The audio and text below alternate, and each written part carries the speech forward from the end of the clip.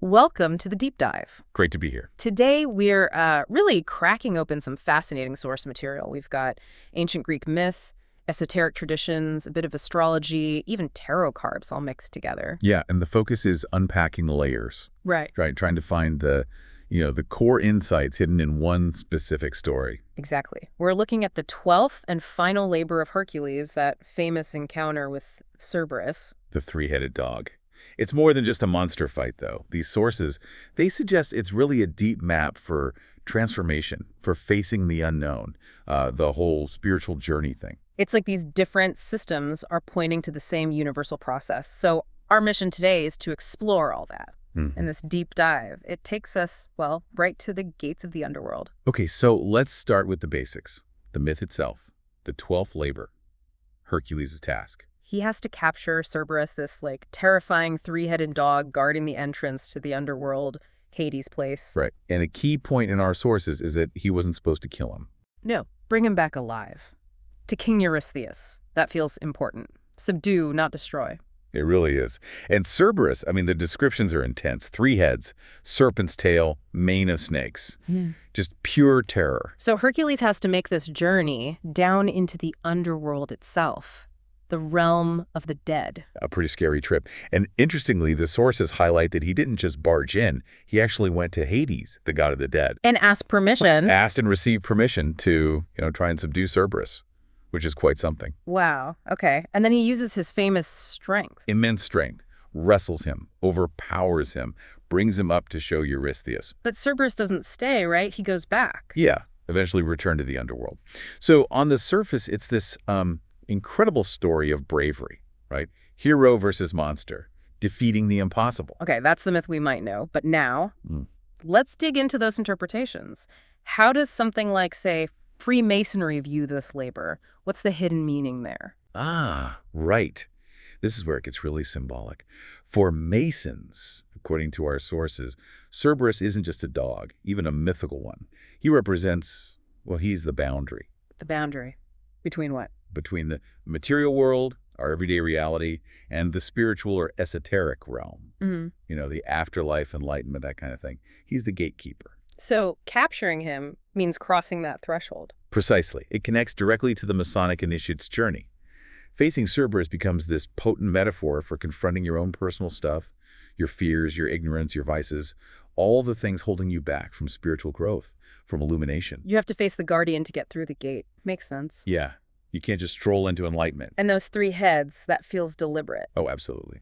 The sources give a few angles on this. One common interpretation is that they symbolize 3 parts of the self you have to master. Yeah. The rational mind, the physical desires, and the emotional impulses. Like getting yourself completely in check. Kind of, yeah. Getting control before you can access higher knowledge.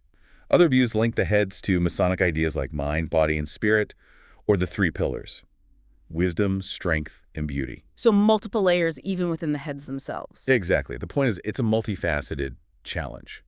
Confronting Cerberus isn't just about external bravery. It's about facing your inner obstacles, your own inner 3-headed beast, so to speak. Facing the guardian of death, Yeah. the ultimate unknown.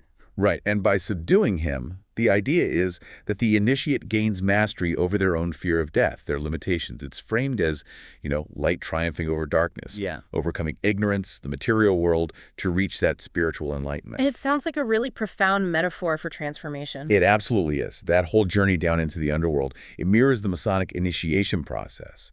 It's a symbolic descent into darkness, maybe ignorance, maybe the unconscious mind. And then coming back up. And then the ascent back towards the light, which is knowledge, enlightenment. The underworld here isn't just gloom and doom. It's like a crucible, a place of transformation where you face your deepest self, undergo trials, and advance spiritually. So confronting Cerberus, the symbol of death, is actually about rebirth. Metaphorically, yes, spiritual rebirth, emerging from that darkness, that trial, into the light of understanding. Like the soul's journey. And you mentioned earlier he subdues Cerberus, doesn't kill him. That seems key here too. Crucial. The sources emphasize this balance. It's interpreted as needing to control your passions, your desires, your darker aspects, integrate them, manage them rather than letting them rule you or trying to completely obliterate them. Mastery, not annihilation. Integration, okay. And Hades giving permission. What's the esoteric take on that? Well, that's seen as symbolizing divine sanction, or maybe guidance. It suggests you get that kind of go-ahead when you're genuinely ready, spiritually prepared for these huge challenges. Like you need wisdom or a guide for this final step.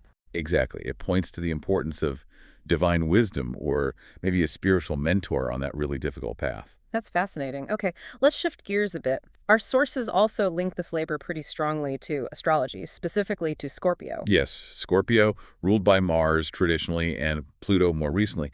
The connection makes a lot of sense when you think about Scorpio's themes. Good job. Deep personal transformation, confronting hidden depths, psychological metamorphosis, death and rebirth cycles. Hercules' journey into the underworld really resonates with that scorpionic energy. So could Cerberus be linked to the Scorpio idea of the shadow self? Absolutely. It lines up perfectly.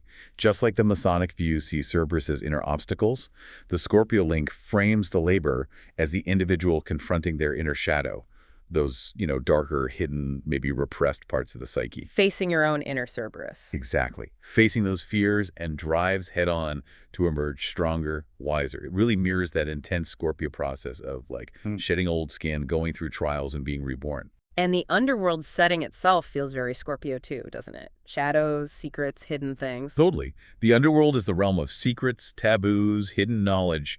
The unconscious, all-territory Scorpio is naturally drawn to explore. Scorpios often have this reputation for diving into the depths others shy away from.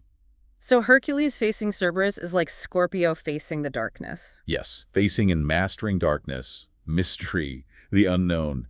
Diving deep into the psyche, confronting those fears symbolized by Cerberus and sparking that inner rebirth. What about the sheer strength Hercules uses? How does that connect? Well, that parallels Scorpio's known ability to harness, and importantly control, immense power. Whether that's powerful emotions, intense willpower, or that deep transformative energy they possess. Right. Scorpio energy is intense. Very. And subduing a creature like Cerberus requires supreme control, right? Just like Scorpio needs to learn to master its own powerful instincts and intense emotions. When that energy is balanced, Scorpio can turn potentially destructive forces into real personal power. And that theme running through both death and rebirth. Foundational. Absolutely central. Both the labor and Scorpio are steeped in that cycle. The destruction of the old Cerberus, guarding the gate to the past, maybe, and the creation of the new Hercules emerging, transformed. The phoenix from the ashes kind of thing. Exactly. That's pure Scorpio. It ties into the Jungian shadow concept, too. Cerberus as this manifestation of unconscious forces that need to be faced, tamed, integrated. Not destroyed, but understood and harnessed, transforming darkness into strength. Wow. Okay, so we've got the myth, Masonry, Scorpio. The sources also mention Jacob's Ladder and the tarot. How do they fit in? Yeah, one source connects this final stage to Jacob's Ladder, specifically the seventh and highest rung, which is sometimes linked to astronomy. Astronomy, like stars and planets. Not exactly in the modern science sense, more symbolically. Reaching the stars often represents achieving unity with the all, returning to the divine cosmic consciousness. It's like the final synthesis after the journey through the depths. Balancing earthly knowledge with something higher. Right. Language, math, all that grounded stuff combined with divine insight. Looking to the heavens reminds you of the eternal after you've navigated the underworld. It's that ultimate connection. So descent, confrontation, and then ascent or connection. That's the pattern. And this threshold, this intense transition, is also linked in our sources to one specific tarot card. Which one? Let me guess. The Death card. Ah, okay. Makes sense with the underworld theme. Sounds pretty final, though. It sounds, yeah, but the sources are clear. It rarely means literal physical death in a reading.